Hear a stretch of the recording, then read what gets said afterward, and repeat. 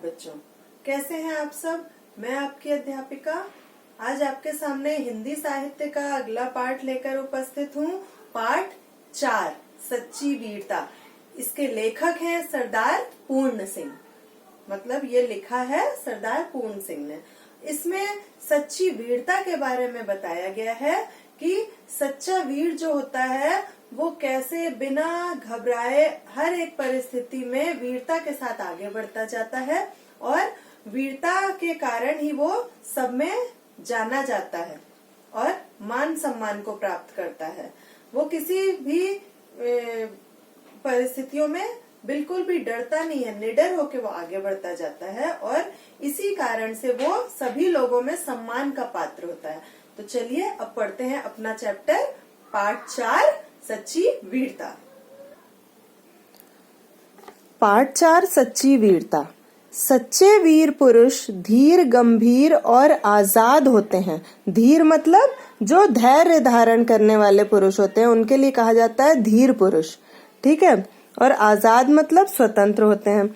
उनके मन की गंभीरता और शांति समुद्र की तरह विशाल और गहरी तथा आकाश की तरह स्थिर और अचल होती है। मतलब इसमें इस लाइन का क्या तात्पर्य है कि जो उनके मन में जो गंभीरता के भाव होते हैं और शांति के भाव होते हैं वो कैसे होते हैं, एक समुद्र की तरह। जैसे समुद्र बहुत बड़ा होता है और बहुत गहरा होता है, उसी प्रकार जो धीर पुरुष होते हैं उनका मन भी बहुत बड़ा होता है और गहराई उनमें शांति के रूप में होती है, ठीक है। परंतु जब ये शेर गरजते हैं तब सदियों तक उनकी दहाड़ सुनाई देती रहती है। लेकिन जब ये, वैसे तो ये शांत रहते हैं, लेकिन जब ये शेर गरजते हैं मतलब धीर पुरुष रूपी शेर जब बोलते हैं अपनी बात तब सदियों तक उनकी दहाड़ सुनाई देती है। मतलब सदियों तक हम इतिहास में उनके बारे में सुनते रहते हैं, ऐसे मनुष्यों के बारे में, ठीक है। जैसे समुद्र का उदाहरण दिया गया ना इसमें। जैसे समुद्र में जब लहरें उठती हैं हल्की फुल्की तब तो कोई बात नहीं, लेकिन जब एकदम तूफान आता है तो सब कुछ अस्त व्यस्त हो जाता है ना, और उसकी आवाज मतलब बहुत दूर तक सुनाई देती है। मतलब कहीं भी ऐसा तूफान आता है तो हमें न्यूज के माध्यम से पता चल जाता है ना। तो यही इसमें भी कहा गया है कि हमें सदियों तक उनकी दहाड़ सुनाई देती है और अन्य सब आवाजें बंद हो जाती हैं। मतलब और कोई आवाज हमें सुनाई नहीं देती किसी और की, जो उनकी आवाज को दबाना चाह रहे हैं उनकी आवाजें तब बंद हो जाती हैं। अब देखिए ये बताया गया कि एक बार एक बागी गुलाम, बागी मतलब जो कि किसी अपना जो राजा है उसके विरुद्ध आवाज उठाता है, उसको कहा गया बागी गुलाम। और एक बादशाह की बातचीत हुई। यह गुलाम कैदी दिल से वास्तव में आजाद था। मतलब जो मन से वो सोचता था वो बिल्कुल स्वतंत्र रूप से सोचता था। बादशाह ने कहा, बादशाह मतलब समझते हैं ना आप, राजा, मैं तुमको अभी जान से मार डालूंगा, तुम क्या कर सकते हो। मतलब अगर मैं तुमको जान से मार दूं तो तुम क्या कर पाओगे। तो गुलाम बोला, हाँ मैं फांसी पर तो चढ़ जाऊंगा पर तुम्हारा तिरस्कार तब भी कर सकता हूँ। मतलब मैं फांसी पर चढ़ने को भी तैयार हूँ लेकिन उसके बाद भी मैं तुम्हारा तिरस्कार कर सकता हूँ, मतलब अनादर कर सकता हूँ, ठीक है। इस गुलाम ने दुनिया के बादशाहों के बल की हद दिखला दी। हद मतलब सीमा, ठीक है। हद मतलब क्या होता है, सीमा। इस गुलाम ने दुनिया के बादशाहों के बल की हद दिखला दी। मतलब वो कहाँ तक कर सकते हैं, उनकी सीमा कहाँ तक है उन राजाओं की, ये उनको बता दिया। बस इतने ही जोर और इतनी ही शेखी पर ये झूठे राजा मार पीट कर कायर लोगों को डराते हैं, ठीक है। मतलब क्या करते थे, या तो मार पीट देते थे, जो डर जाते थे उनकी बातों में उन लोगों को कायर कहा गया ना, तो वो ऐसा करते थे उनके ऊपर। चूंकि लोग शरीर को अपने जीवन का केंद्र समझते हैं, मतलब हमारा शरीर स्वस्थ है तो हमारा जीवन सही चल रहा है, लोग ये समझते हैं। इसलिए जहां किसी ने उनके शरीर पर जरा जोर से हाथ लगाया वहीं वे मारे डर के अधमरे हो जाते हैं। मतलब अगर कोई उनके शरीर पर जरा सी भी चोट पहुंचाता है तो वो डर के मारे अपने आप को आधा मरा हुआ तो तभी समझ लेते हैं। केवल शरीर रक्षा के निमित्त, सिर्फ अपनी शरीर की रक्षा के निमित्त मतलब कारण, ठीक है, केवल अपनी शरीर रक्षा के कारण लोग इन राजाओं की ऊपरी मन से पूजा करते हैं। मतलब बिल्कुल अपने अंदर से, मतलब मन से उनकी पूजा नहीं करते हैं, खाली दिखावे के लिए कि वो हमको कोई चोट ना पहुंचाए राजा, इसलिए वो उनका आदर करते हैं। ठीक है, समझ में आया इतना? अच्छा, आप बताइए सच्चे वीर पुरुष कैसे होते हैं? धीर गंभीर और आजाद, बिल्कुल ठीक। हाँ, अच्छा, धीर गंभीर मनुष्य के मन की गंभीरता और शांति को किसकी तरह बताया गया है? समुद्र की तरह, बिल्कुल ठीक। अच्छा, ये जो वाक्य है कि हाँ मैं फांसी पर तो चढ़ जाऊंगा पर तुम्हारा तिरस्कार तब भी कर सकता हूं, ये किससे कहा था? बागी गुलाम ने बादशाह से, बिल्कुल ठीक। और जो डरपोक लोग थे, जो डर जाते थे, वो किस लिए राजाओं का आदर करते थे? हाँ, अपनी शरीर रक्षा के लिए। ठीक है, अब आगे देखिए। सच्चे वीर अपने मन के जोर से लोगों के दिलों को सदा के लिए बांध देते हैं। फौज, तोप, बंदूक आदि के बिना ही वे शहंशाहे जमाना होते हैं। शहंशाह मतलब राजा, जमाना मतलब इस संसार के या दुनिया के। ठीक है, तो दुनिया के राजा या बादशाह। ठीक है, तो इसमें क्या बताया गया कि जो लोग लोगों के दिलों को जीत लेते हैं अपने प्यार से, ठीक है, तो वो बिना किसी सेना के, बिना किसी तोप या बंदूक की सहायता से ही लोगों के और इस दुनिया के बादशाह बन जाते हैं। मंसूर ने अपनी मौज में आकर कहा कि मैं खुदा हूं। मंसूर ने क्या कहा? कि मैं खुदा हूं। दुनियावी बादशाह ने कहा यह काफिर है। काफिर मतलब क्या होता है? जो कि ईश्वर को ना मानने वाला, जैसे हम कहते हैं ना, जो ईश्वर को नहीं मानता अर्थात कृतघ्न। तो दुनियावी बादशाह ने क्या कहा कि जो मतलब लोगों के सामने जो बादशाह था, राजा था, उसने क्या कहा कि ये ईश्वर को ना मानने वाला व्यक्ति है। मगर मंसूर ने अपने कलाम को बंद ना किया, मतलब वो ये कहता रहा कि मैं खुदा हूं। पत्थर मार मार कर दुनिया ने उसके शरीर की बुरी दशा की। मतलब जब वो स्वयं के लिए कहता था कि मैं खुदा हूं, मतलब मैं भगवान हूं, तो ऐसा सुनकर मतलब जो दुनिया थी वो उसको पत्थर मार मार कर उसके शरीर को बहुत घायल कर दिया था। परंतु उस मर्द के मुंह से हर बार यही शब्द निकला। क्या शब्द निकला? हाँ, मैं खुदा हूं।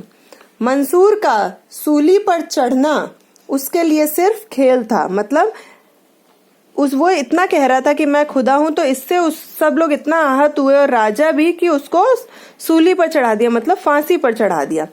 महाराजा रणजीत सिंह ने फौज से कहा अटक के पार जाओ। अब देखो और किसका उदाहरण दे रहे हैं? महाराजा रणजीत सिंह का।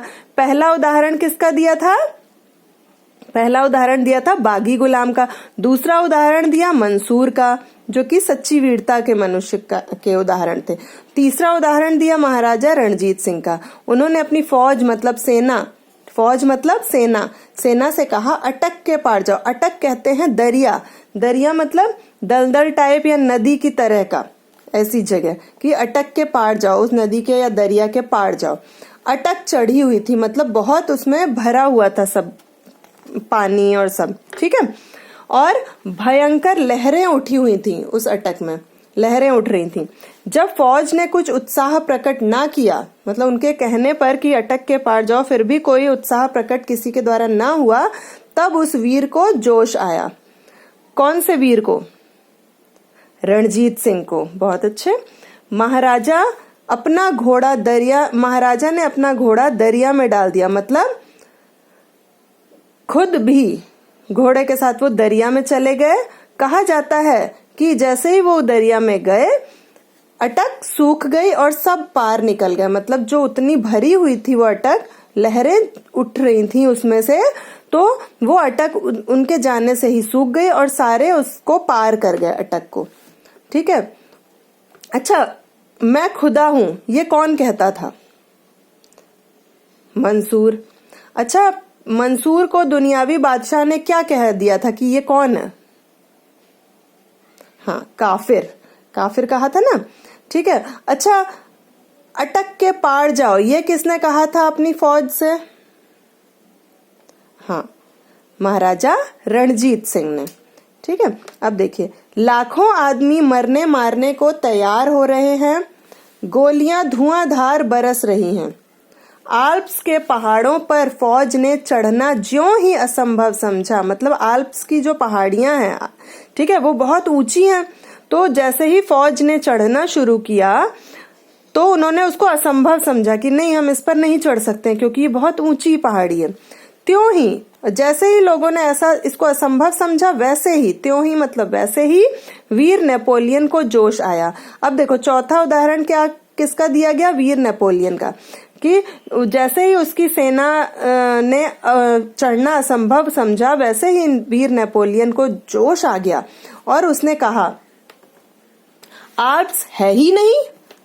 मतलब उसने लोगों को मतलब लोगों के मन में उत्साह जगाने के लिए क्या कह दिया? अरे आल्प्स तो यहाँ है ही नहीं। फौज को निश्चय हो गया कि आल्प्स नहीं है। अब फौज ने नेपोलियन की बात को माना, उन पर विश्वास था फौज को।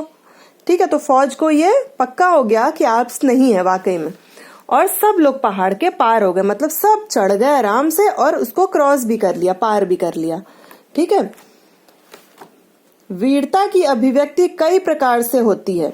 कभी उसकी अभिव्यक्ति लड़ने मारने में, खून खराबे में, खून बहाने में, तलवार तोप के सामने जान गंवाने में होती है, तो कभी जीवन के गूढ़ तत्व और सत्य की तलाश में बुद्ध जैसे राजा विरक्त होकर वीर हो जाते हैं। मतलब जो वीरता की अभिव्यक्ति है, मतलब जो हम प्रकट करते हैं वीरता, वो कई प्रकार से हो सकती है।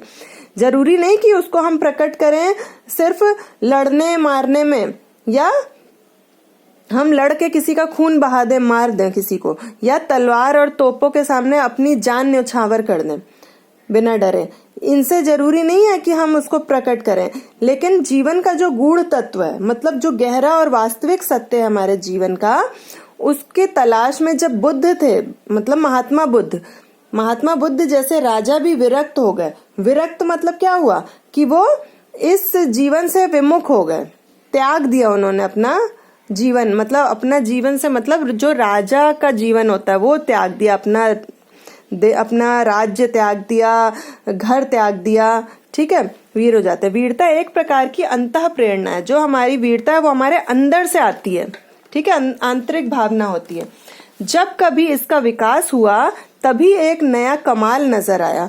जैसे ही मतलब किसका विकास हुआ? हमारी अंतः प्रेरणा का विकास हुआ, वैसे ही एक कमाल नजर आया। कमाल मतलब एक अनोखा कार्य नजर आया, एक नई रौनक, एक नया रंग, एक नई बहार, मतलब हमारे अंदर सारी नई चीजें आ गई और एक नई प्रभुता संसार में छा गई। प्रभुता मतलब होता है कि लोग सोचते हैं कि हाँ ये सब हो रहा है, इसका मतलब भगवान है हमारे बीच में। वीरता हमेशा निराली और नई होती है। नयापन भी वीरता का एक खास रंग है, मतलब हम अपने विचार में नयापन लाएं। ठीक है, वीरता देश काल के अनुसार संसार में जब कभी प्रकट हुई तभी एक नया स्वरूप लेकर आई, जिसके दर्शन करते ही सब लोग चकित हो गए, मतलब सब लोग आश्चर्यचकित हो गए। ठीक है। अच्छा, अब ये बताइए कि जो नेपोलियन के फौज थी, उन्होंने कौन सा पर्वत या पहाड़ क्रॉस कर लिया था, पार कर लिया था? हाँ, आल्प्स पर्वत। बहुत अच्छे। ठीक है। अच्छा, तो आज हम अपना पाठ यहीं तक रखेंगे, पहला भाग। फिर हम अगले भाग में अगले दिन आपके ट्यूटोरियल में ये अगला भाग पढ़ाएंगे। तब तक के लिए अपना ध्यान रखें, घर पर ही रहें, स्वस्थ रहें, सुरक्षित रहें। धन्यवाद।